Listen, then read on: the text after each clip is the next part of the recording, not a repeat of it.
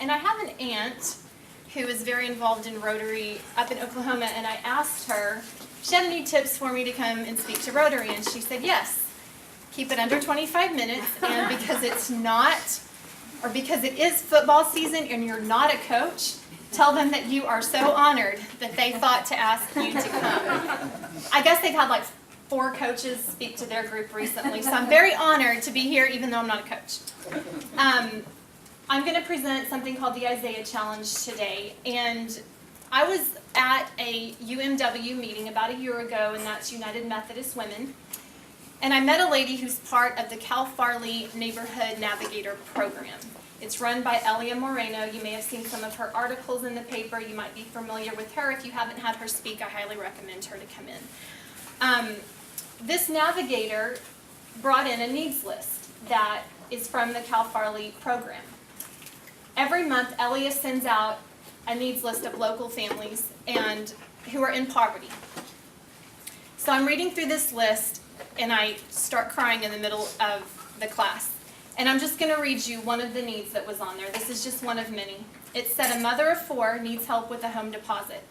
She lives in an old trailer with no heat and broken windows.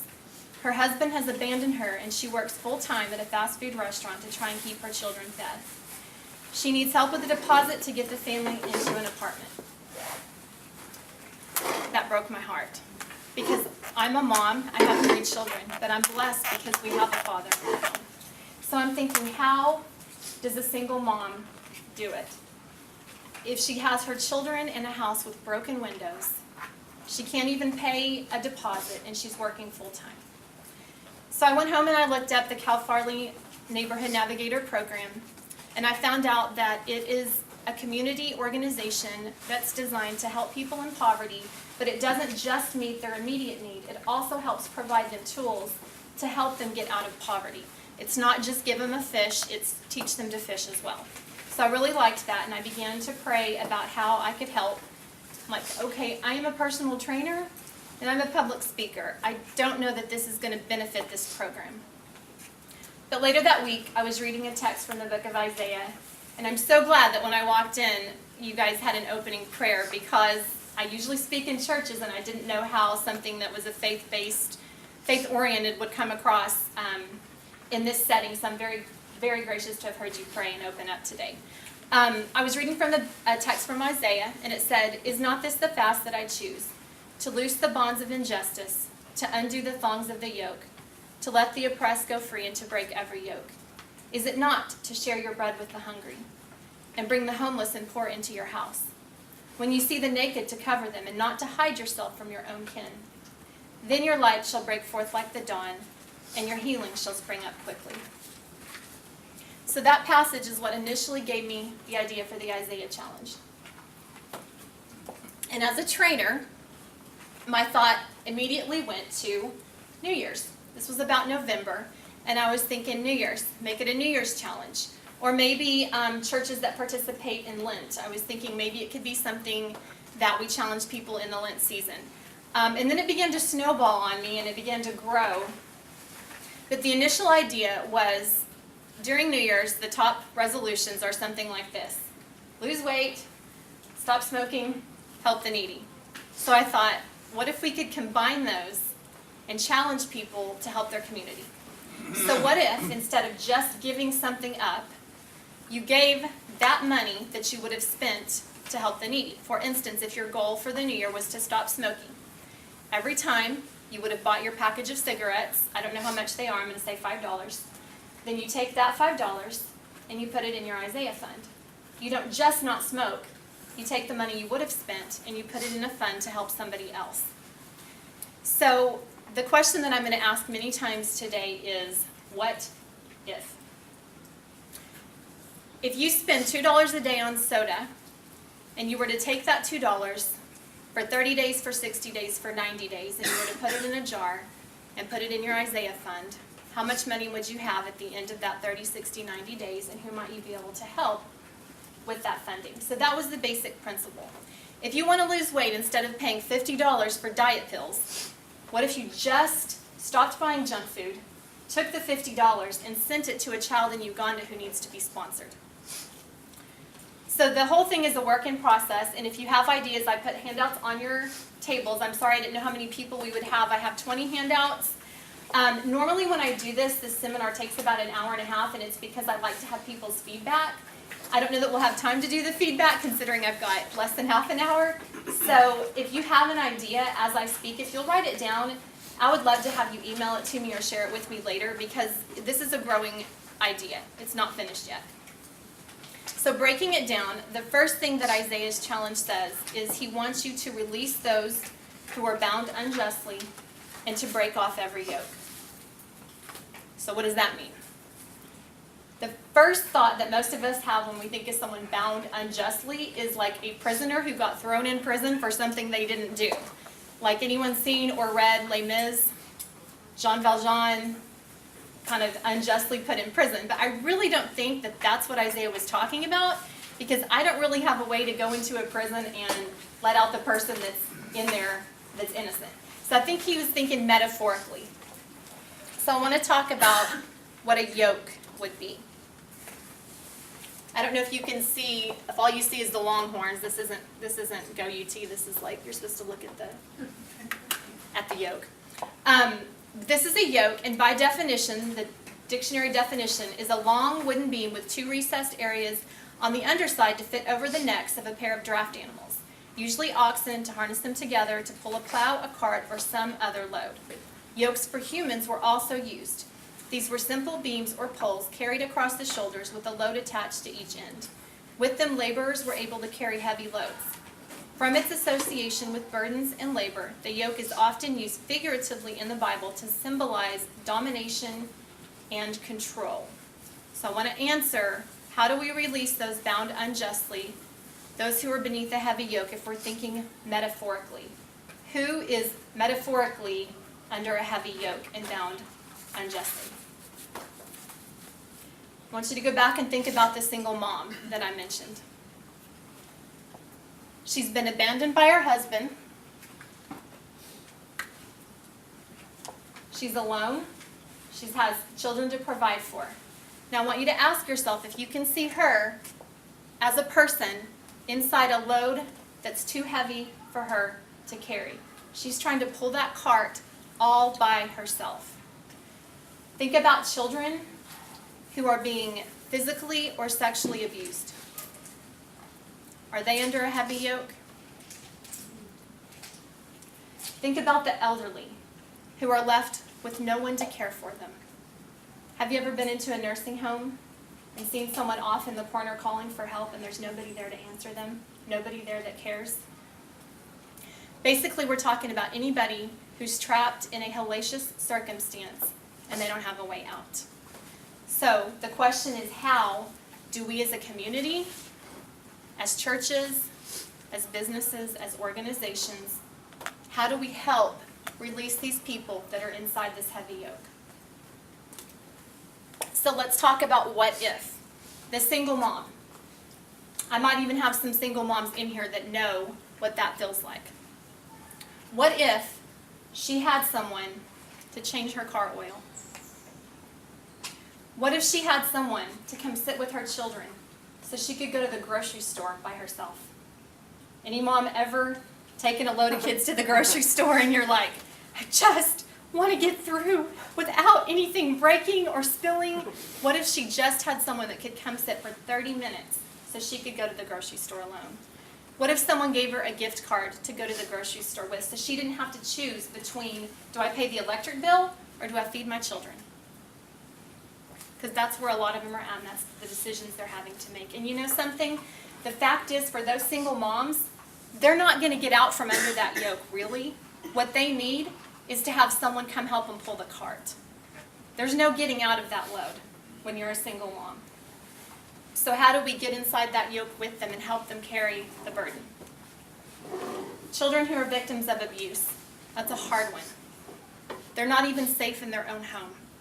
Can you imagine if your own home was the yoke, was the burden that was too heavy to bear? If you couldn't even go home without being afraid? So how do we create a safe place? I think the safe place is the answer. How do we create that? I don't have that answer. I'm going to leave that one open-ended and let you guys think about it. What do we do with those children? How do we create safety for them? Elliot tells a story about working with two little boys, two brothers. One of the brothers was working with a mentor, you know, the Big Brothers Big Sisters program. And Elliot witnessed this happen. The older brother is sitting with his mentor. They're talking, and the younger brother walks in. The two brothers are only speaking Spanish to one another. One of them's about 10, one of them's about 5. Both of them have their eyes downcast. The older brother tries to introduce his younger brother to the mentor. He wouldn't look up, he wouldn't shake his hand, he wouldn't make eye contact. The big brother keeps trying. Finally, the little brother, he gets his hands, and he puts them on his little brother's face, and he looks at him. And he says, "Not all men are bad." It took 30 minutes of that man's time to teach that older brother, not all men are bad. Something that small can help release those bondages. We're going to get to thinking about the elderly that are in the nursing home, but that's going to come a little bit later. I'm going to skip ahead. So I want you to ask yourself, think about it. All of you have a different place in your life. All of you have different people that you impact. So I want you to think in your realm of influence, who's under a heavy burden and how can you help release them or help them carry the load? So next Isaiah says to share your bread with the hungry. And again, that goes back to the first thought I had on the Isaiah challenge. And as a trainer, it's usually my job to help other people lose weight. It's not a big secret. I'm going to tell you guys what it is. Ready? Eat less, exercise more. I know. I get paid the big bucks to tell people that. But what if, when we eat less, we give that portion to the poor? I'm going to give you guys some statistics on American spending. In 2012, Americans spent $52 billion on their pets. On their pets. Several billion of that was in Halloween costumes for their pets. $73.9 billion on soft drinks. Compare that to the $30 billion a year it would take to end world hunger. If we gave up what we spend on our pets, we could do that twice. If we gave up what we spend on sodas, we could do that. We could end world hunger twice. Just in those little things that we have every day that really don't mean that much to us. We live in the land of plenty, while the third world countries are starving to death. Now, this picture is a little bit offensive, but I want you to compare what America looks like compared to what Uganda looks like. This person is going to die if he doesn't stop his lifestyle. This child is going to die if that person does not stop their lifestyle and decide that they're going to send their abundance to help somebody that's in need. And you know what? That's not even the most grotesque pictures I found. There are some way worse than that. I didn't want to be too offensive today. So what if businesses decided to have a New Year's company challenge? I don't know if any of you have ever watched The Biggest Loser, but they have something called the Pound for Pound Challenge, where you pledge 20 pounds of weight loss, and for every pound you lose, they give a pound of food for somebody that's starving. So what if a business, local businesses, did something like that with their employees? Now, this is the interesting thing too. If you're a business, a lot of times you get company stipends. So if you implement a health program, you actually get a deduction on your insurance. So you could implement something like that, get the deduction on your insurance, help your employees, and then whatever your heart is, send the money there. What if churches, instead of just giving up something at Lent? I mean, the big question, if you don't go to a church that does Lent, the big question is, what are you giving up for Lent? If you're giving up candy, cake, coffee, heaven forbid, you just saw my weakness, don't want to give up the coffee. But come on, if I can spend $3 on a cup of coffee while that's behind me, there's a problem. So if I were to give up something for Lent, and not just give it up for the purpose of giving it up, but have my Isaiah fund so that I could then give that money to help that little boy, or to help somebody beyond and live outside of myself. What if public schools had an Isaiah Challenge fund right by their vending machines, and then the teachers, instead of putting the $1 in for the Snickers, put the $1 in for the snack pack for kids, and they help the kids in their own classroom have something to eat on the weekends. Something that simple, and it causes us to have to give out of ourselves.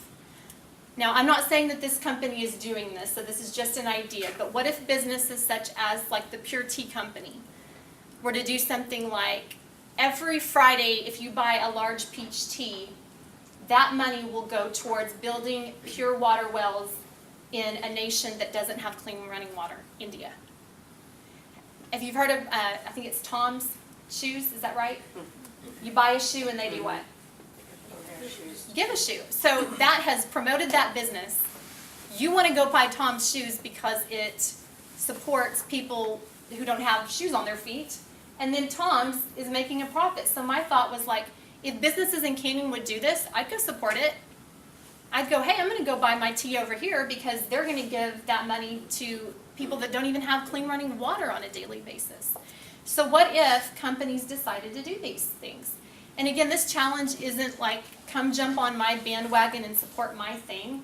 The thing that I'm trying to get people to do is use it as a tool for whatever their passion is. If it's single moms, if it's kids in Uganda, if it's polio, use it to fund what you're passionate about. It's not get on board my thing. I'm not trying to come rally you to support my thing. I'm trying to get you to think, how can we use this to fund what we're passionate about? So the next thing he says is bring the afflicted into your home. This one's a hard one for me because I'm a person who likes my space. When we are off work, we want to be off work. And giving time for most of us is a lot harder than giving money. Handing someone a $20 bill is a lot easier sometimes than giving them an hour of your time. Money we can always get more of. Time, you never get back. So how do we bring the afflicted into our home? My husband and I reached a point in our life where we were blessed enough to be able to give money to different organizations. And that's my heart. I like to be able to give. But giving time is not what I like to do. Well, a year ago, my middle son had a medical issue. He inherited spinal scoliosis from me. His medical expenses are high, and we don't have insurance. I'm self-employed, my husband's a minister. So every bit of money that we had that was extra is now going, as it should, to help my son. So now what do? Well, it's time to give some of our time away. My husband goes out in the front yard, starts throwing the football with his boys. The neighborhood boys, one by one by one. They come out and they start playing football because a lot of them don't have a dad at home to play football with them. So all he's doing is opening up his time to let other kids in. And sometimes his own kids are like, Dad, we just want to play football with you. But you know what, to me, when he's doing that, he's showing them what they need to do for others as well. So just your time. What about church dinners? My parents are a part of a church that on Wednesday nights they host what they call family dinner night. Each table has a sponsor, a male and a female, and then the kids come and they sit and they can do their homework. They learn about table manners. They're asked how they were doing at school because this is in a neighborhood where a lot of kids don't have that. They've never sat down for a family meal. So every week for the past 2 years, my parents have sat down and had their table of kids. And you know what happened? They started going to those kids' basketball games. They started showing up to the little events that some of those kids don't have anybody to cheer for them. So they just gave their time. And then back to the elderly. Every year on Christmas, my family goes to the nursing home. Not on December 22nd, not on December 23rd. We go on December 25th. We take a guitar, my husband plays, we sing carols, we give little candy canes. And last year we went, and there was the sweetest man, and he got tears in his eyes, and he's like, thank you so much. I know I'm feeling sorry for myself, but it just hasn't felt like Christmas. I mean, I walk in and they're watching The Price is Right, and it's Christmas. So we start singing these songs, and this other man, he's like, yay! It was like Silent Night, and he's like, now how about Yankee Doodle? And we were like, we'll come back 4th of July. And then we'd sing another Christmas song, and he'd go, how about the Star Spangled Banner? So he would like y'all's group. Y'all could come get him and bring him here.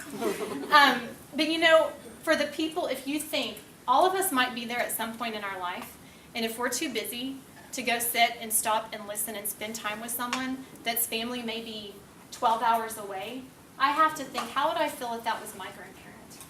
Actually, I can't even look at you, Diana, because she's at Paladero Village, but I teach chair aerobics there, and I'm going to tell you, those ladies mean a lot more to me than I do to them. Because if you can go and adopt a grandparent, that is a gift that you can't even imagine.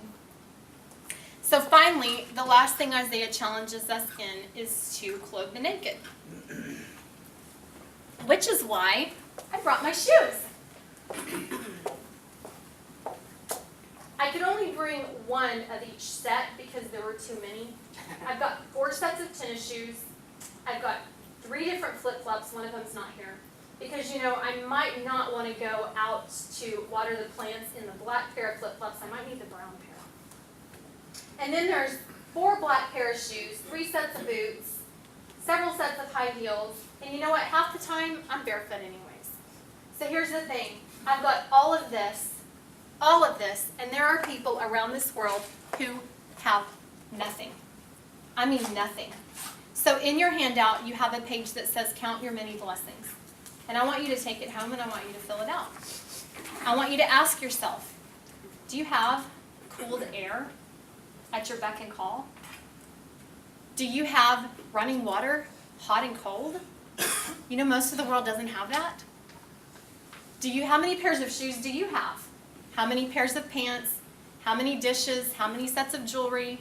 How many sets of jewelry do you have, Sheriff? Several. That's what I was thinking. He needs to get rid of some of it, I know. But thanks for asking. How many video games do your kids have? And how much do those cost?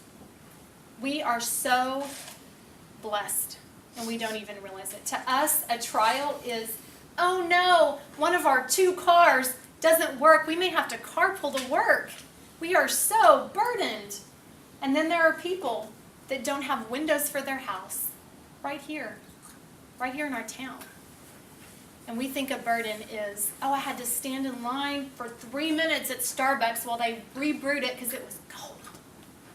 That's how I am. So what if, instead of buying myself a pair of purple shoes to go with the purple outfit that I'll wear maybe once this year, what if instead I went up to the school and said, is there any kid here that doesn't have shoes to wear to school today? That you've noticed that their feet are, have you seen the kids that like their toes are hanging out? So what if instead of buying myself the 20th pairs of shoes in my closet that I'm going to wear once, I could buy a pair of shoes for another child? Or what if instead of buying my children piles and piles and piles of Christmas gifts each year that they're never going to remember? What did you get for Christmas in 1982? The only year I remember is the Cabbage Patch. Every other year I don't remember. I don't remember that. So what if you took your children, participated in Operation Christmas Child? You showed them children like this who play with plastic water bottles. My parents went on a mission trip to Uganda. The kids lined up waiting for them to finish their water bottle so they could play with it as a toy, and they were so excited to get it. So what if we adopted kids off the angel tree and said, you know what, kids, let's spend this year, but let's spend on others. I think that's a way that we could truly honor what the season's supposed to be about. So in this whole thing, I contacted Elia Moreno at Cal Farley Neighborhood Navigator, and we're working on beginning this as community project in both Canyon and Amarillo. We have several different participants so far. United Way 211 is participating. There's St. Stephen's United Methodist in Amarillo is going to be doing their mission project on this. The Canyon News thanks to James and Amanda, are going to run a feature story on any business, church, or organization that wants to participate. Then the paper will tell their story and what they're doing to help. To me, this is also a way to advertise in the community, because we don't want to be the ones in poverty if our business goes out. So I thought, what a great way for businesses to not only participate, but to also get the word out there and support local business. But I don't want just the business world involved. I don't want just the faith world involved. I don't just want organizations involved. I think it should be everybody.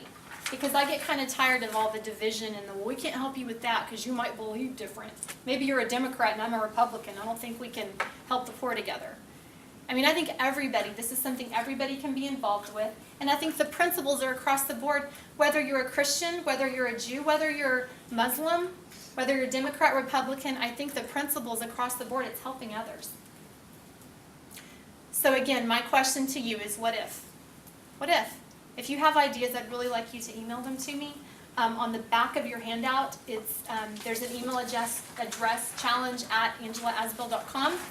If you remove the challenge at, my website is angelaasbill.com. And it's got an Isaiah Challenge page on there. I also put blogs that are about what different people are doing. There's a big bug. He's off and he's ready to be challenged. I'm so easily distracted. Have you seen the movie Up? When the dog, like every time a squirrel, he's talking to the squirrel and he's like, squirrel. Okay, sorry. AngelaAsbill.com. And I would love to hear ideas, ways that you could get involved. If you know other organizations that you think would want to participate, I would love to know about them. I would love to present this to them. There's a Facebook, an Isaiah Challenge Facebook that's up, that we're putting, different pictures and different ideas on. So any way that you would be interested in getting involved, I'd really appreciate it.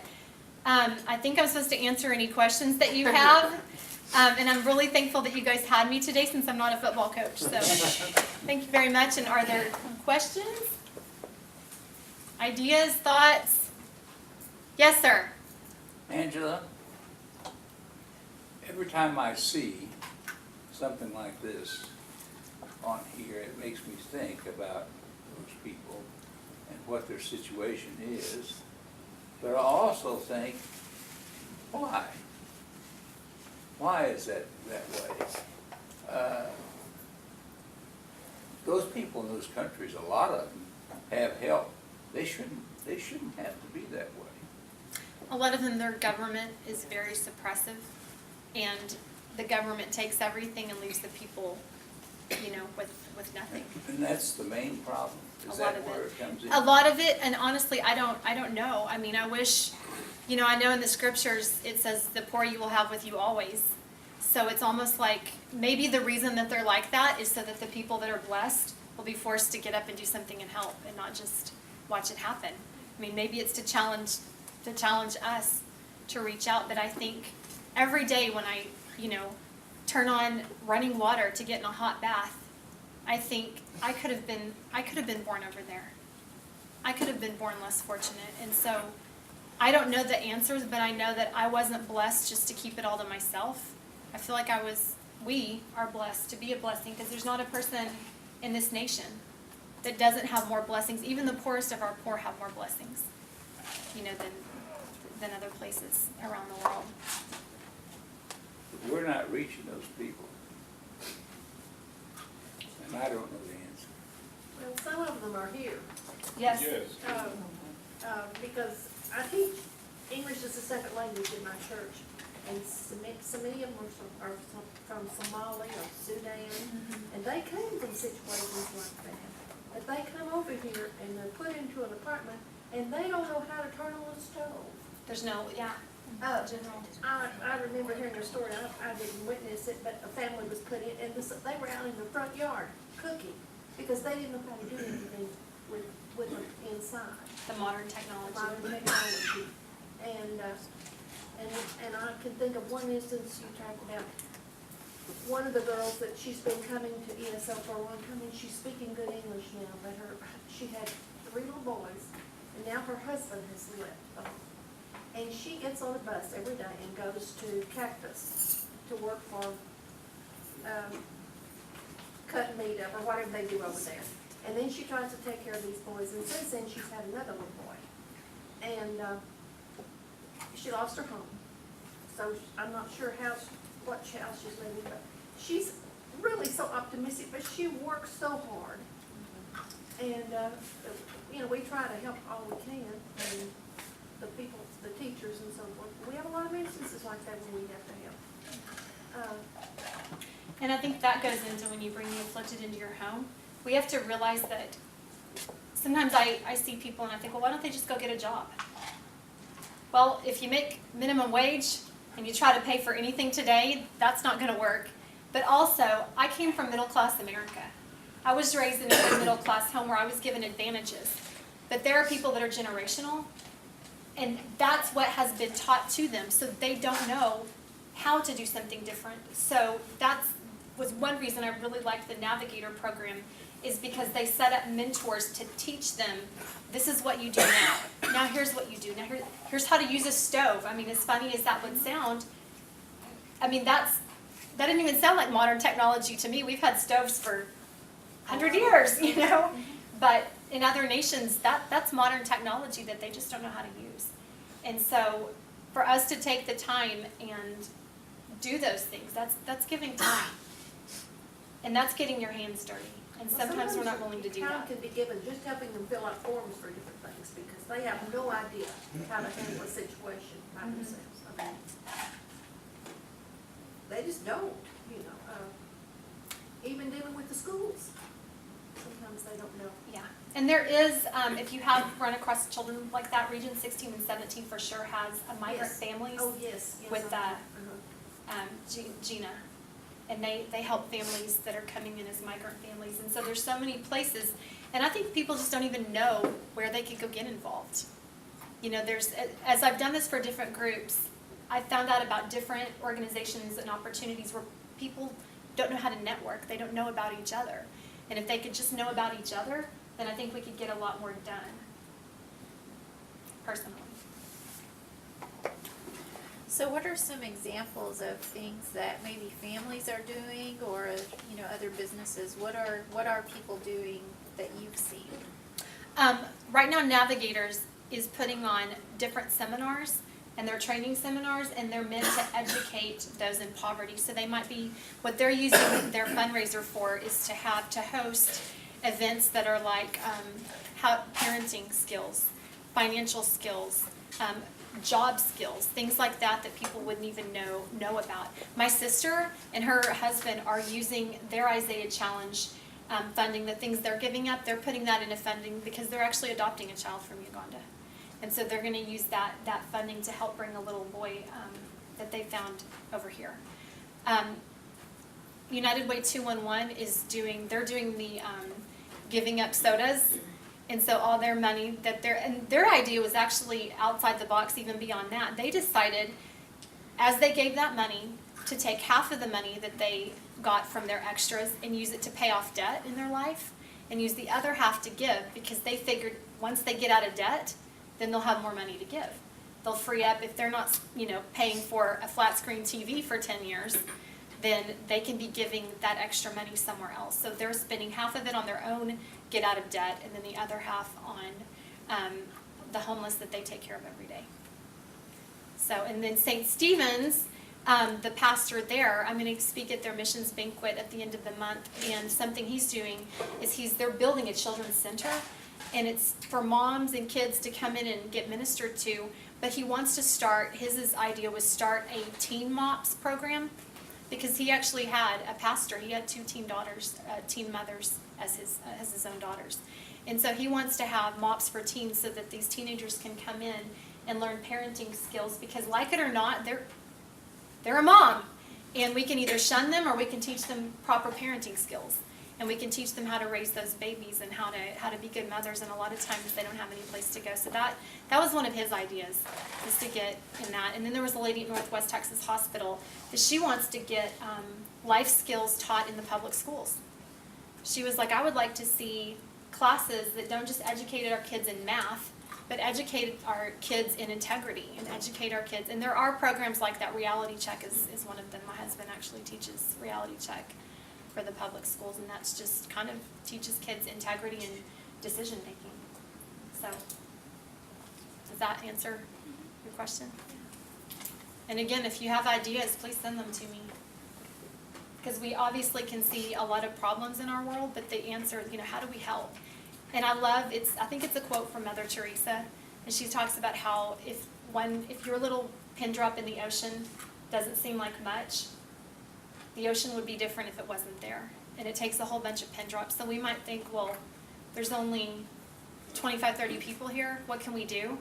But I can guarantee you that to that one little boy, what one person can do is going to make all the difference in the world. So I don't think we're accountable for the world's problems, but we are accountable for our area of influence. And my area of influence is different from yours. Every single person in here has a different realm of influence that they can minister to. There's actually a Patty's Place, I think is the name of it, in Amarillo. And it's a halfway house between women that have been incarcerated as they're coming out, and they're teaching them the life skills so that they don't have a repeat process. And so that's been going for a couple of years, and they have to go on funding and grants and giving. And so, again, put your money where your heart is. I mean, my sister has a passion for Uganda, and honestly, I have a passion for the nation of Israel. So we're each going to give where we feel called. But I think if everybody would grab hold. I went to a seminar about a month ago. It was a leadership seminar, and the man there said, there are so many brilliant ideas out there that people have that are being aborted because they don't think that they have what it takes to see that vision come to pass.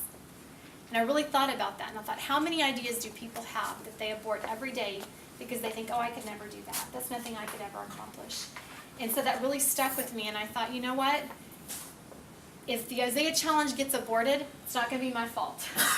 Because I'm going to do everything I can to make sure that it lives and that it grows, and that people that have those ideas birthed in them, let those ideas grow, and that they are born and that they do become something. But it's just like anything else.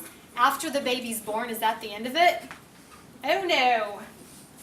And sometimes with people that are in the situations that you were just talking about, that have come over from another country, sometimes just getting them here, that's great. But then you got to raise the baby. You can't just have a baby and then leave it in the trash can.